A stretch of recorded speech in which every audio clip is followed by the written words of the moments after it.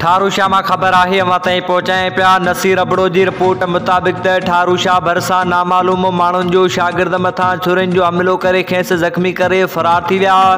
ज़ख़्मी नौजवान शागिर्द खे रूरल हेल्थ सेंटर ठारूशाह मां फ़िरिस्त ऐं ॾेई खेसि नौशरो फ़िरोज़ इस्पताल मुंतक़िल कयो वियो। NC दाख़िल जवाबदारनि जो पतो न पइजी सघियो। ठारूशाह टाउन कमेटी जी मुख्य गेट वटां अॻियां घर वींदड़ शागिर्द राजा मंगणार खे नामालूम टिनि ॼणनि हमिलो करे खेसि छुरियुनि जा वार करे ज़ख़्मी करे फिटो करे फ़रार थी विया। रस्ते तां वेंदड़ शहरनि खेसि ॻणती जोगी हालत में ठारूशाह इस्पताल पहुचाए वियो। ज़ख़्मी नौजवान जे पीउ इरशाद मंगणार ॿुधायो त पुट बाज़ार मां सीधो वठी घर अची रहियो त खेसि नामालूम टिनि ॼणनि छुरियुनि जा वार करे गलो कपे फ़रार थी विया आहिनि। हिन चयो त असां इंतिहाई ग़रीब आहियूं, कंहिंसां बि असांजी का दुश्मनी नाहे। ख़बर नाहे त पुट मथां कंहिं हमिलो कयो। हिन चयो त पुट खे ॻणती जोगी हालत में रूरल हेल्थ सेंटर ठारूशाह खणी आयासीं त डॉक्टरनि मलम पटी करे खेनि फौरी तौर नौशरो फ़िरोज़ खणाए वञण जो चयो।